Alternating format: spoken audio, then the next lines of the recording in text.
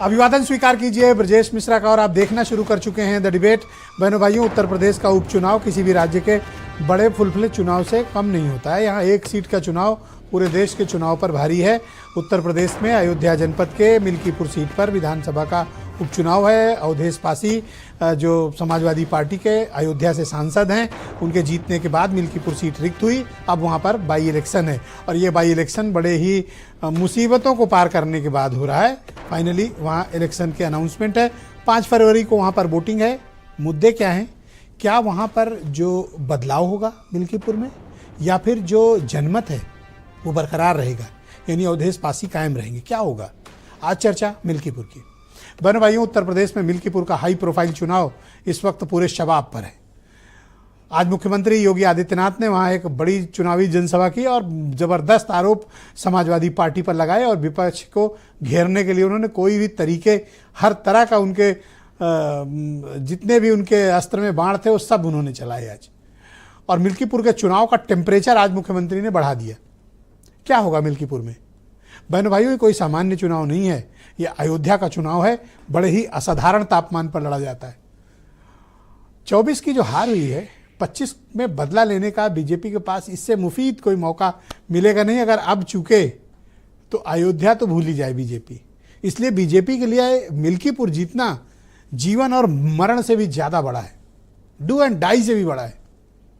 अगर हार गए तो फिर जितना पीछे जीत के आए हैं ना, ये सब जीरो।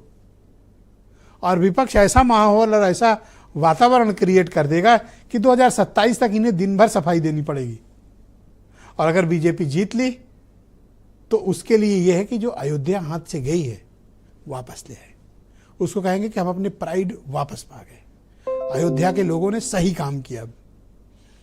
तो अवधेश पासी की जीत भारतीय जनता पार्टी को पूरे प्रदेश में सबसे ज्यादा कचोटने वाली।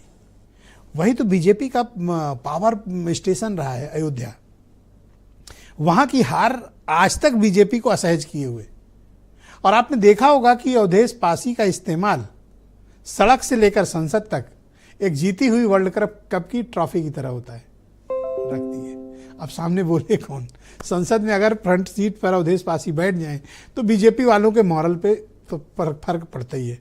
और अगर ऐसी कोई डिबेट है तो उनको कहा जाता बोलिए, अब तो खड़े हुए। एक तो बड़े पुराने नेता हैं, उनका सम्मान भी है बहुत। 9 बार के विधायक हैं। या 9 बार प्रधानी जीतना मुश्किल है, अगला आदमी 9 बार एमएलए रहा है और फिर एमपी बने हैं। तो किस्मत भी उनके साथ है और संघर्ष भी। लेकिन अब उनके लिए केकवाक नहीं है। न ये 2024 है और ना उस तरह का टेम्परेचर है, ना वैसा वातावरण है। और यहां पूरी सरकार ताल ठोक के मिल्कीपुर घेर के लड़ रही है। लिहाजा पहले जैसी स्थिति नहीं है कि उनके लिए केक वाक है और वो निकल जाएंगे। बिल्कुल नहीं। सरकार ने अपने पिछले ट्रैक रिकॉर्ड में दिखा दिया है कि चुनाव कैसे लड़ा जाता है और जीता कैसे जाता है। तो मिल्कीपुर का चुनाव तो ये अकेला चुनाव है, एक सीट का। यूपी में सिर्फ यही एक बाई इलेक्शन हो रहा है। क्या होगा मिल्कीपुर में? बहनों भाई, वहां का जो डिसाइडिंग फैक्टर है वो है पासी कम्युनिटी। ऐसा अनुमान है कि 70 से 80 हजार पासी कम्युनिटी के लोग हैं। इसलिए वहां पर पासी वर्सेस पासी हो रहा है। 2 तो बहुत ही गंभीर प्रत्याशी हैं जो बीजेपी से हैं और जो समाजवादी पार्टी से हैं। एक तीसरे भी हैं जो चंद्रशेखर की पार्टी से चुनाव लड़ रहे हैं, वो भी उसी बिरादरी के। तीनों एक ही बिरादरी के। तो बीजेपी के पास अगर पासी कम्युनिटी का एक बड़ा हिस्सा तोड़ने में बीजेपी कामयाब रही तो उनके लिए फिर उनके परंपरागत वोट बैंक प्लस ओबीसी में जो एक कम्युनिटी है वोट करती है, वो इस शेड्यूल्ड कास्ट वोट का कुछ हिस्सा, तो बीजेपी अपर हैंड हो सकती है।